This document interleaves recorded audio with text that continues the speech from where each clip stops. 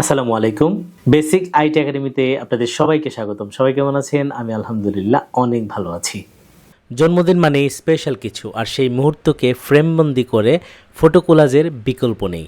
আজকের ভিডিওতে আমি আপনাদের দেখাবো কিভাবে ক্যানভা ব্যবহার করে খুব সহজে এবং প্রফেশনালভাবে একটি বার্থডে ফটো কোলাজ তৈরি করবেন। ভিডিওটি না টেনে শেষ পর্যন্ত দেখুন, কারণ শেষে থাকছে কিছু প্রো টিপস। ভিডিও শুরু থেকে শেষ পর্যন্ত আমি আশিক জুনাইদ রয়েছি আপনাদের সাথে। চলুন আজকে নতুন ভিডিওটি শুরু করি।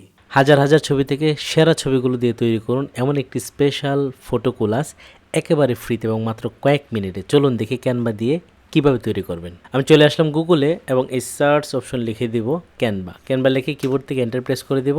ক্লিক করার সাথে সাথে canva.com এর ওয়েবসাইটের লিঙ্ক কিন্তু আমার সামনে চলে আসলো। আমি লিঙ্কের মধ্যে একটা ক্লিক করে দিই। এই হচ্ছে ক্যানভার ইন্টারফেস। শুরুতেই আপনার জিমেইল দিয়ে সাইন আপ করে নেবেন। আমার সাইন আপ করা শেষ। এখন আমার বাছাই করা ছবি দিয়ে একটা ফটো কোলাজ তৈরি করব। ক্যানভা কিন্তু রেগুলার আপডেট হচ্ছে। আজকে যেরকম ইন্টারফেস দেখতে পাচ্ছেন, কালকে আবার নাও থাকতে পারে, কিছুদিন পর পর চেঞ্জ হচ্ছে, কারণ তারা রেগুলার আপডেট করে ক্যানভাকে আরও প্রফেশনাল করছে। তো ফটো কোলাজ বানানোর জন্য আমাদের টেমপ্লেট প্রয়োজন। এতদিন কিন্তু টেমপ্লেট এখানে ছিল, এখন একটু পরিবর্তন আসছে। এই যে এখানে দেখুন টেমপ্লেট, মানে মনে রাখতে হবে টেমপ্লেট কোথায় রয়েছে। এর উপরে হতে পারে, নিচে হতে পারে। আমি এখানে টেমপ্লেটের মধ্যে একটা ক্লিক করে দিই। বহু রকম টেমপ্লেট এখানে রয়েছে। তো আমি আসলে যে রকম টেমপ্লেট চাচ্ছি সেটা হচ্ছে হ্যাপি বার্থডে ফটো কোলাজ। আমি এখান থেকে এন্টার একটা প্রেস করে দিচ্ছি। ফটো কোলাজটা আসলে কি? ফটো কোলাজ হচ্ছে একটা ছবির মধ্যে আপনি বাছাই করা কিছু ছবি দিয়ে চমৎকার একটা ছবি তৈরি করা। ঠিক আছে, এখানে দেখতে পাচ্ছেন বিভিন্ন রকম ফটো কোলাজ রয়েছে। এখান থেকে আপনার যে ডিজাইনটি পছন্দ হয় সেই ডিজাইনটি দিয়ে আপনার মতো করে একটা ছবি তৈরি করবেন। আপনি চাইলে লম্বা ছবি নিতে পারেন, আপনি চাইলে আড়াআড়ি ছবি নিতে পারেন। আপনার যে ছবি ইচ্ছে সেই ছবি এখান থেকে বানিয়ে কিন্তু প্রিন্ট করতে পারেন। তো আমি এখান থেকে এই ছবিটিতে একটা ক্লিক করে দিই। ক্লিক করার সাথে সাথে এই ছবিটি কিন্তু আমার সামনে চলে আসলো, এবং আমার যদি মনে হয় যে না এটার রিলেটেড আরও ছবি বা আরও ফটো কোলাজ আমি চাই, এই যে নিচে দেখুন আরও রয়েছে। এখান থেকেও কিন্তু আপনি পছন্দ করে যে কোনো একটা ছবি চুজ করতে পারেন। তো আমি এখান থেকে আরেকটু পরিবর্তন করে এই ছবিটা নিতে চাই, এটার মধ্যে একটা ক্লিক করে দিই। এটা হচ্ছে আপনার পছন্দের উপর ডিপেন্ড করবে আপনি কোনটা নিতে চান। ক্লিক করার সাথে সাথে এখানে কিন্তু আরও ডিজাইন চলে আসে। যত ক্লিক করবেন ততই ডিজাইন আপনার কাছে নতুন নতুন আসবে। তো আমি এই ডিজাইনটাই করতে চাই।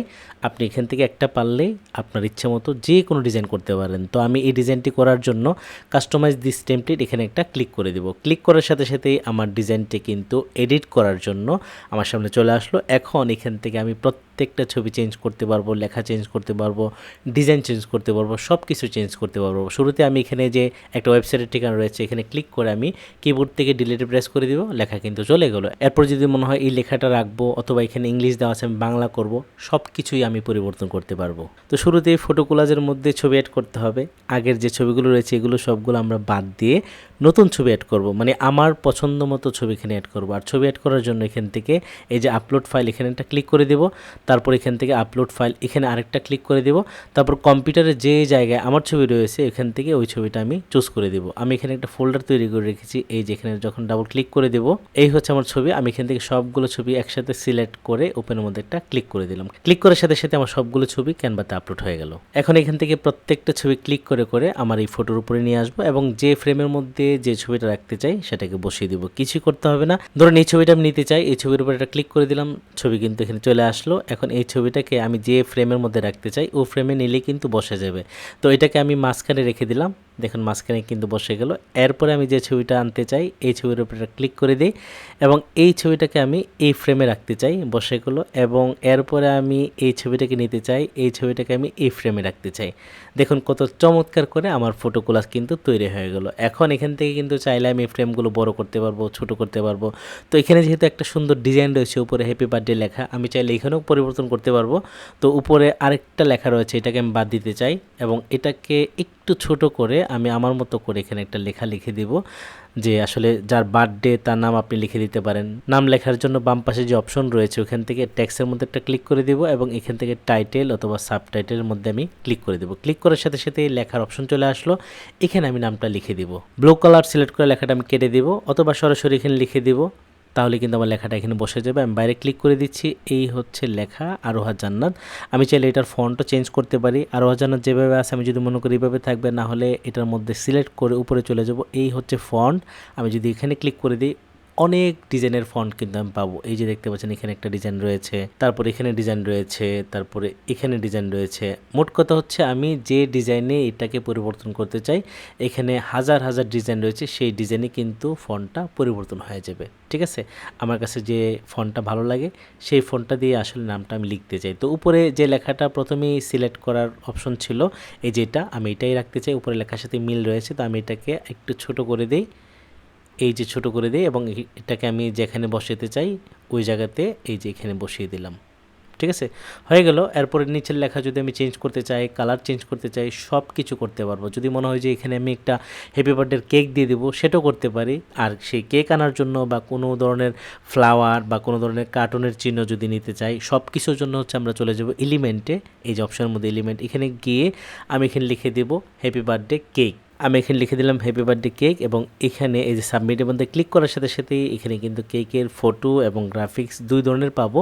তো আমি এখান থেকে গ্রাফিক্সে ক্লিক করে দেবো। তাহলে কি হবে, যে ছবিগুলো আসবে কেকের সেগুলোর নিচে কিন্তু কোনো ধরনের ব্যাকগ্রাউন্ড থাকবে না। এখান থেকে আমার পছন্দ মতো যে কোনো ছবি কিন্তু আমি এই ছবির মধ্যে অ্যাড করতে পারবো। ধরুন এখান থেকে আমি এই ছবিটা অ্যাড করতে চাই কেকের, এখানে একটা ক্লিক করে দেবো। এটা একটু বেশি আর্টিফিশিয়াল মনে হচ্ছে, তো আমি এখান থেকে এই কেকটাকে নিতে চাই। এই কেকটাকে একটু সাইজ ছোট করে দিব, কোনায় ধরে টান দিয়ে ছোট করে দিলাম।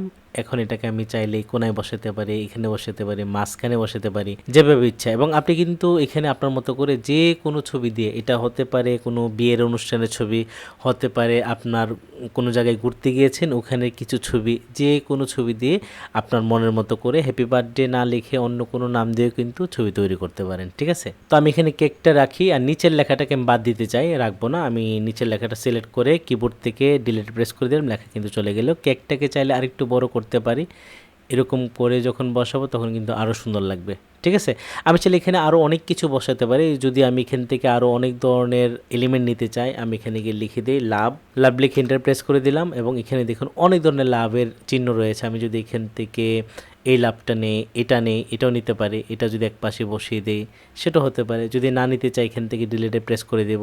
এখান থেকে যদি এটা নিতে চাই, ঠিক আছে, একটু বড় হয়ে গেল, এটাকে আমি চাইলে এই যে কোনায় ধরে টান দিয়ে ছোটো করে দেব। ঠিক আছে, এটাকে যখন আমি এখানে বসিয়ে দেব তখন কিন্তু এটাও আরেকটু সুন্দর লাগবে। ঠিক আছে, হয়ে গেল আমার ছবি। এখন এই ছবিটাকে আমি আসলে আমার কম্পিউটারে বা ল্যাপটপে ডাউনলোড করতে চাই। ডাউনলোড করার জন্য এখান থেকে এই শেয়ার অপশনে চলে যাব, এবং এখান থেকে ডাউনলোড একটা ক্লিক করে দেব, এবং এখান থেকে আবারও ডাউনলোড অপশনের মধ্যে একটা ক্লিক করে দেব। ক্লিক করার সাথে সাথে এই ফটো কোলাজটি কিন্তু আমার কম্পিউটার বা ল্যাপটপে ডাউনলোড হয়ে গেলো। আমি যদি এই ফোল্ডারের মধ্যে একটা ক্লিক করে দিই, এই হচ্ছে ছবি। আমি ডাবল ক্লিক করে দিই, ওয়াও, অসাধারণ। আপনি কিন্তু চাইলেই আপনার মনের মতো করে সাজিয়ে বা ডিজাইন দিয়ে একটা ফটো কোলাজ তৈরি করতে পারেন। এভাবে আপনি আপনার প্রিয়জনের জন্য তৈরি করতে পারেন অসাধারণ বার্থডে কোলাজ। আজকের ভিডিওটা আপনাদের কেমন লেগেছে? যদি ভালো লাগে তাহলে অবশ্যই ভিডিওর নিচে কমেন্ট করে আপনার ভালো লাগার বিষয়টা আমাকে জানিয়ে দিন। আজকে পর্যন্তই, দেখা হচ্ছে আমাদের পরবর্তী নতুন কোনো ভিডিওতে। ভালো থাকবেন সবাই, আল্লাহ হাফেজ।